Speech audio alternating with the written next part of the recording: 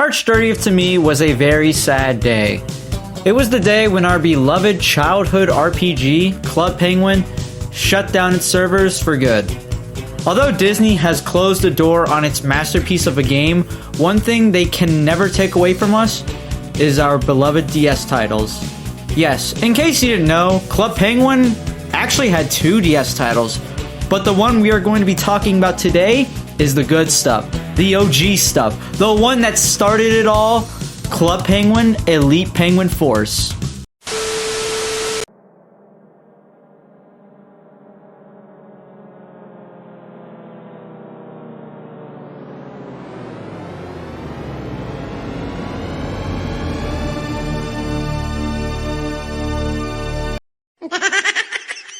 Club Penguin Elite Penguin Force was released in North America on November 25th, 2008, and in Europe on March 13th, 2009. Upon buying a brand new copy, your box should come with some goodies that contain a small card with a code that, when used on your online Club Penguin account, gives you a spy phone, EPF certificate, and 1,500 coins. Alright, let's get into the good stuff now, and let's talk about the actual gameplay. Starting off with the story mode. The Mystery Unfolds is your first mission as the game officially starts in the town where we meet Antarctic. There, she greets the player and mentions that to find out about the Club Penguin Times and that there is a copy right in the coffee shop. Whenever we start reading the news, a blue puffle enters the building, jumping around with a piece of paper that has a riddle on it. From here, this is where you gotta start using your detective skills and ask around town for help on missions. Upon talking to the coffee shop employee, they tell us that they don't know whose puffle that is, but thinks the paper is a clue, then suggests to look outside. Outside the gift shop, a purple penguin is counting coins and keeps dropping them, and he doesn't know who the puffle belongs to, but that the riddle means to go to the snow forts. Once there is a mysterious snowman or snow woman who hands the player another piece of paper, this time showing a pet, a play, and a pizza. The snowman then points to the right towards the plaza. And one other thing I forgot to mention is how ideal these puffles are. They are your best friends, because this loser somehow manages to lose his hat and can't reach it. And this is where the puffles come into play. You see, the puffles are the pets in the online game, but in this game, they are trained agents as well and have abilities to perform specific tasks that are helpful down the road. They even have names too. So Pop, the purple puffle, will blow a super strong bubble that can make even the heaviest of objects weigh less than a feather. Loop, the pink puffle, uses a lasso to stop moving objects. Flit, the green puffle, uses his flying ability to retrieve or interact with things that float in the air. We have Chirp, the yellow puffle, that plays music to the point where it can literally disable electronics or shatter ice. Flare, the black puffle, lights flames useful for welding objects together or fixing broken things. Next we have Blast, the red puffle, that has a cannon that can destroy pretty much objects like crates. And then finally we have Bouncer, the blue puffle, who uses his snowball throwing abilities to hit the target and get the gears moving to help us retrieve the penguin's hat. The penguin then thanks us by giving us these dumb glasses, and yes, you can dress up in this game just like in the regular Club Penguin game. We then make our way over to the plaza after the clues lead us that way, where we come across a mailbox that gives us yet another clue that has us heading over to the docks, where we see notes stuck on the tubes. And with that, we have all 4 pieces, and we can solve our first puzzle. This one just has the player assemble the full picture by rotating using the touch stylus, which leads us to the lighthouse, where we finally get to meet Dee, which her actual name is Dot. She tells us that she and others were basically watching us because they thought we would be a great fit to join the Elite Penguin Force, and that this whole segment was a test, and if we want to continue the process of being an agent, we need to meet up with her. So she gives us another useful tool, which is our map and a marked location, and with that, our first mission has been completed. Mission 2 starts off with the player meeting Dot at the dojo to start your next test, which involves listening to this banger-ass music and using the Puffles, Bouncer, and Blast. And you even come across Puffle Handler, or PH for short. Anyway, they are the Puffle trainers. Upon finishing your training with the Puffles, PH gives another handy-dandy tool, which is the Puffle Whistle, which is used to call in any Puffle you want. You are now informed to meet Dot at the ski village, where she is a tour guide and has you follow her through the secret entrance located in the sports shop and takes you into the PSA headquarters, or HQ for short. After figuring out the passcode to the closet by solving this really hard password, you end up in the EPF command room, which is where all the real deal stuff happens, and you also see the director pop up, and they inform you about this Sky gadget that looks awfully familiar to something.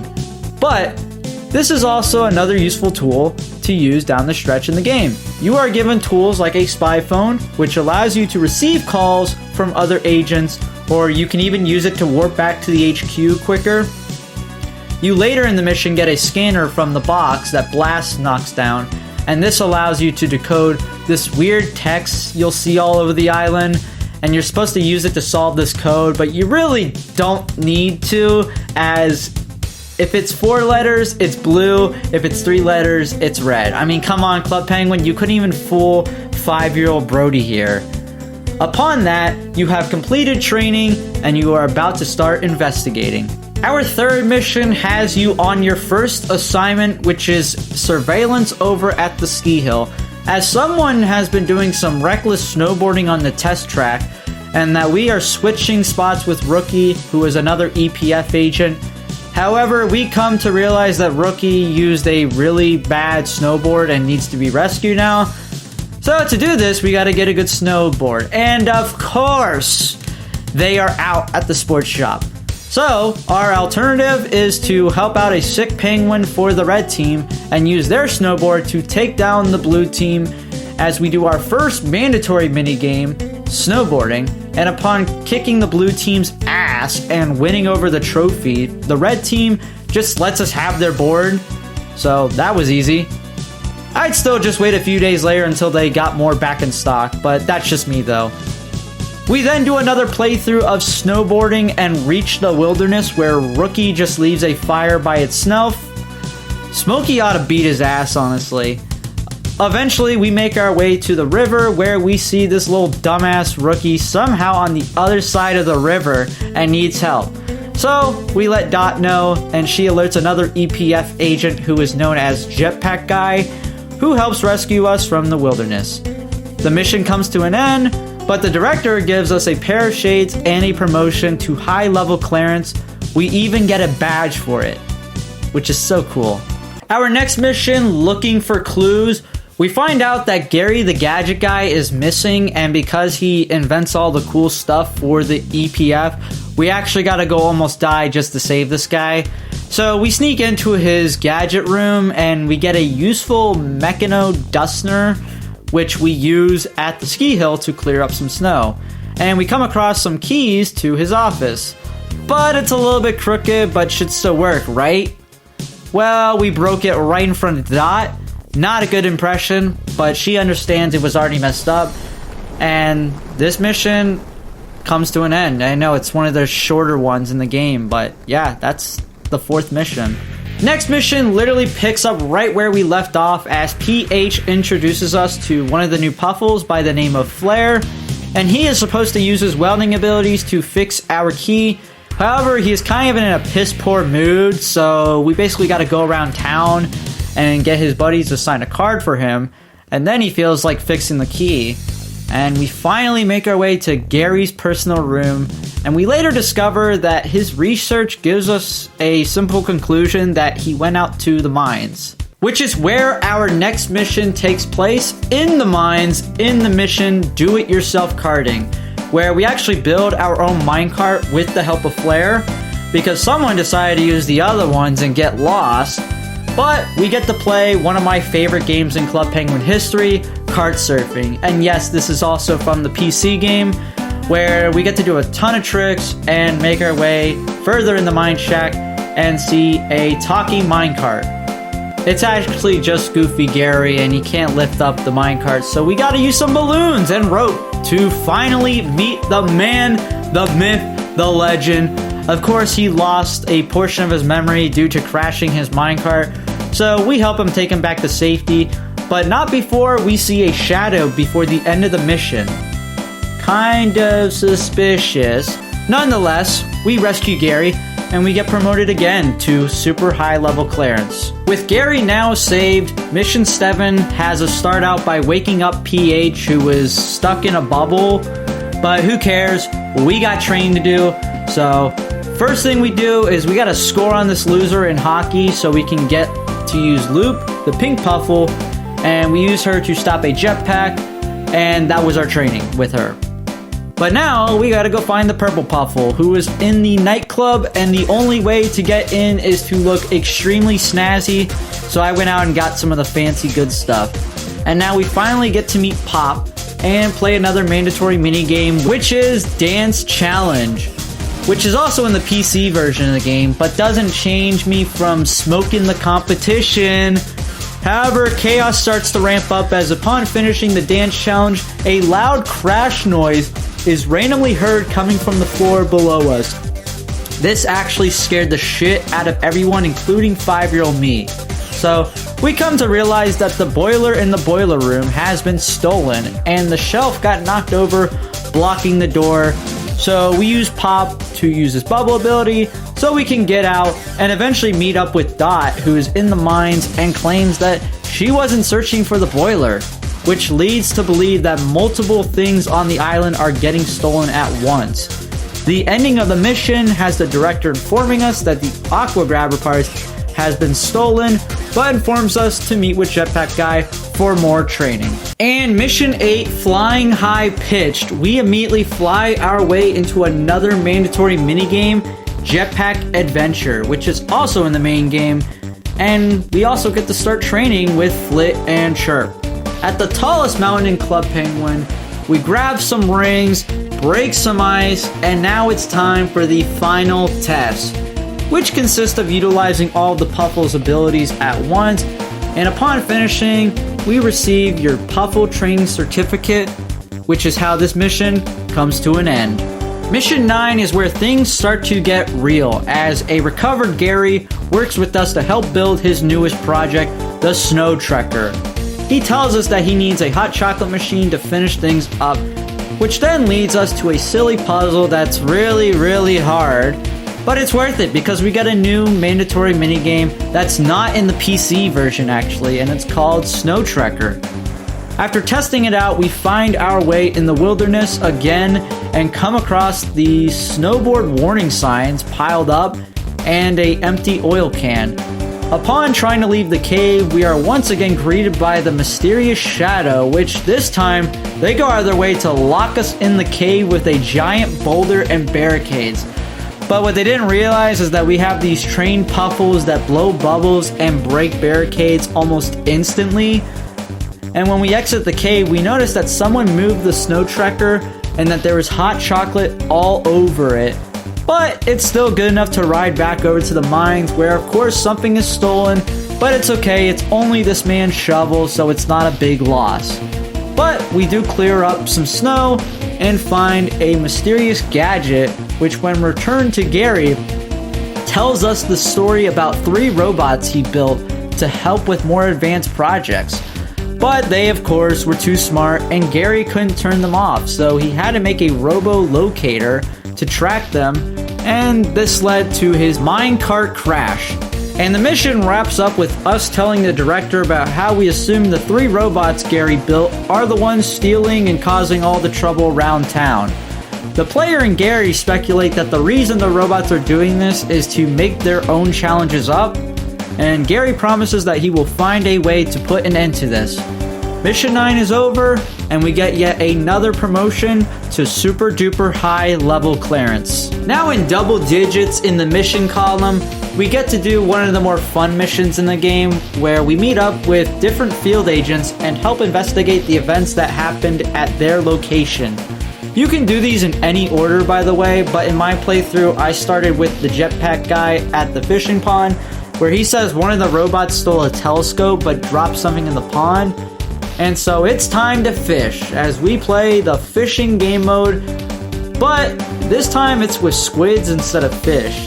Eventually, we get a treasure chest at the end of the minigame, which is a drawing that we gotta connect the dots 1 through 36 to reveal these robot sketches.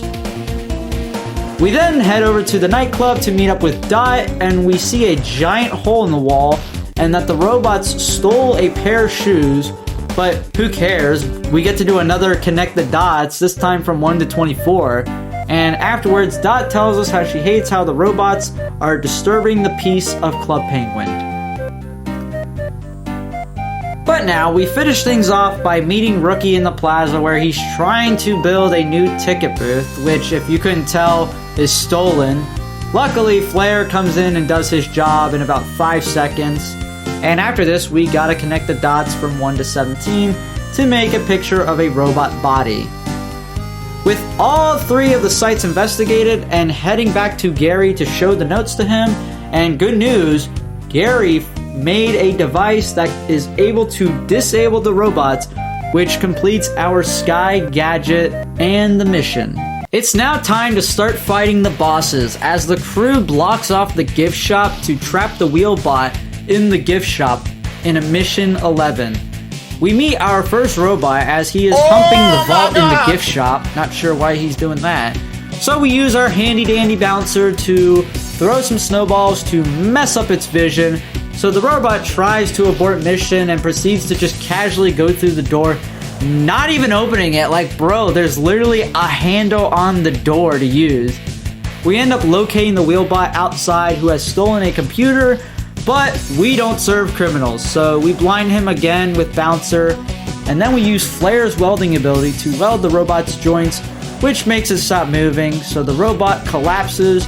So now we use Gary's new deactivating tool to disable the robot, where you need to navigate a battery through some firewalls 3 times to successfully disable the robot. You do this for every single robot, by the way. And upon doing this, we are going to bubble this sucker up and bring him back to Gary. 1 down, 2 more to go. So now, the 12th and last mission has us taking place at the ski village. And fun fact, during the pre-mission phase, this is the only time where you will ever see a lock on a location and can't access until the mission starts. But enough of that, as we find out that the second robot has been located on the ski hill and is bashing the hell out of everything. Pretty much, so we gotta stop it and use Blast to blast the hell out of him off the mountain. But this is a ski bot, and they excel at, you guessed it, skiing. But the player and even the Puffle has its own little snowboard, which is so adorable. But with how fast the ski bot is going, we use Loop's lasso ability to have it go flying forward and crashing, and with it being stuck under the snow, this gives us time to use the deactivator, but the robot does manage to use its rescue signal. So after disabling the ski bot, out of nowhere comes the jetbot, who manages to swoop up his dysfunctional friend and flies off. Jetpack guy, however, comes down parachuting down as he was about to catch the jetbot, but ran out of fuel. With Jetpack Guy being ass, we gotta borrow his jetpack, luckily find some fuel in the wilderness, and try and catch the 2 robots in a mandatory game of Jetpack Adventure. Eventually, we see them at the tallest mountain, and after an attempt to bubble up the ski bot, the jetbot comes out of nowhere again and pops his bubble. And for some reason chooses to fly over a bag of heavy coffee beans. So we take advantage of this by using Flit to pop the balloon, which damages the jetbot to the point where he can only hover instead of flying. So we use Chirp's ability up close to destroy the sound system in the robot and knock it out. After using the disabler again and bubbling up these losers, we officially did it. We knocked out all 3. We get promoted to ultra super amazing high level clearance, and the stage director wants to even throw us a special play to honor us. So let's go check it out. Let's use our flashlight in the dark stage room to be surprised with our crew as we party and watch our play of honor until... Yeah, so in typical video game fashion, we have one final mission. Mission 13, an agent's work is never done. We start off by getting a call from the director who says that the island is on an island-wide emergency, and that the HQ monitors are all turned off, and that the Puffles and Gary are both missing. We meet Dot in the gadget room where there is a giant hole in the wall, and she believes that there is one more robot. But Gary insisted he only built 3. Nonetheless, we snow trek our way into the wilderness where we see the cave from the minecart mission, and it turns out that yes, there is a giant robot that has the Puffles and Gary held as prisoners. The robot claims itself as the ultimate Protobot 10,000, and its objective is to find itself some upgrades, so he invades the nightclub first, looking for some parts. However, it's slow at looking for the parts, so it's enough time for us to make our way to the top of the gift shop to tickle his nose with the duster, causing him to sneeze and allowing just enough space for Blast to sneak out. The robot makes its way over to the docks for more parts, but now with Blast, we can blast him into the water once again, opening the Puffle chamber slightly to where Loop is able to escape.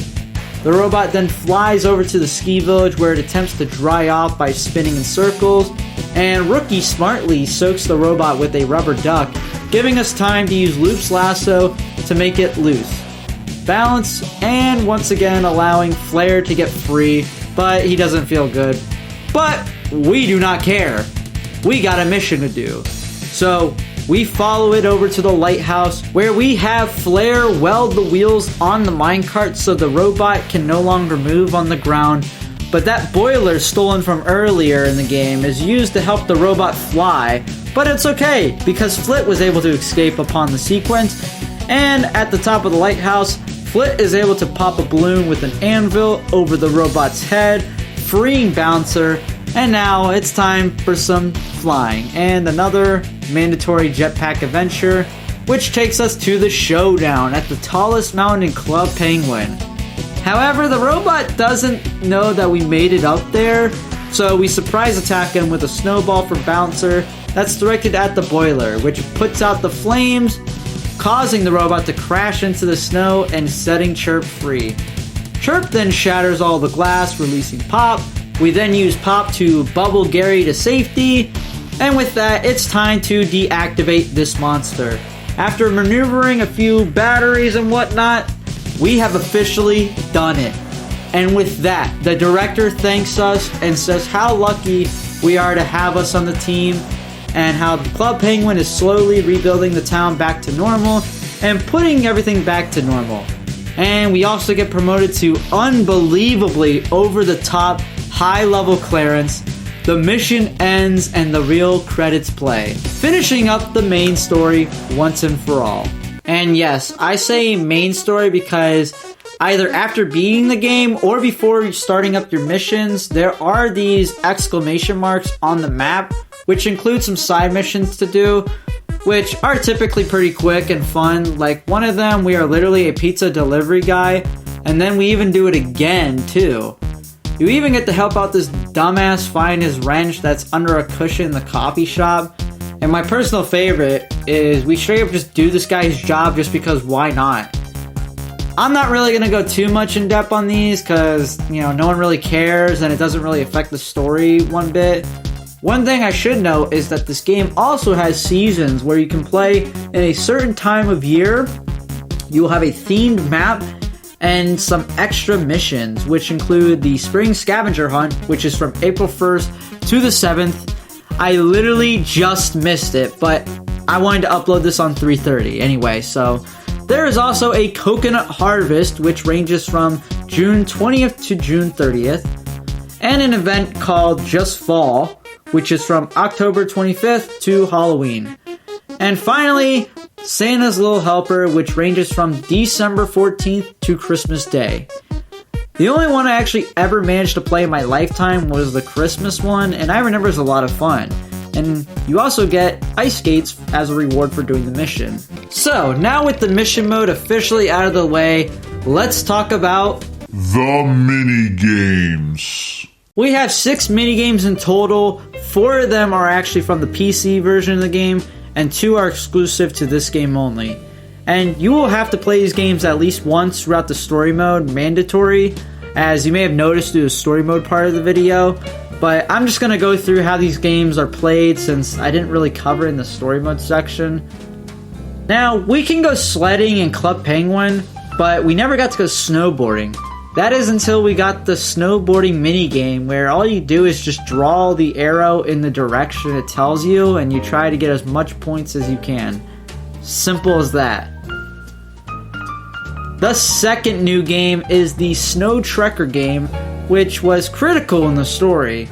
It's where you just try to get to the red target, and you get to switch your vehicle to either go super fast, knock down tree trunks, or go on ice using the wonderful DS mic system. And now, let's be real, we've all heard of dancing, ice fishing, jetpacking, and kart surfing.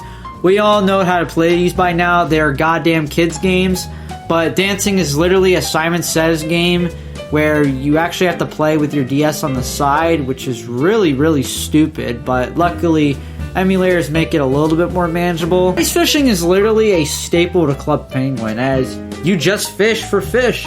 It's simple as that. But in Mission 10, there is a version of the minigame where the fish are replaced with squid. Kart surfing is pretty much just do tricks for points. You can either use the touchpad or the D-pad, which I don't know why anyone would even use the touchpad, but it's there.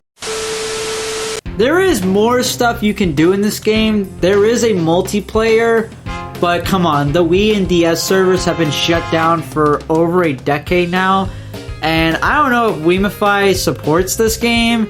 So yeah, the features like multiplayer, newsletter, and D-Gamer pretty much don't work anymore. And of course, there is the upload coins to your PC account, but yeah, this game shut down on the exact date, which is why I'm making this video to begin with.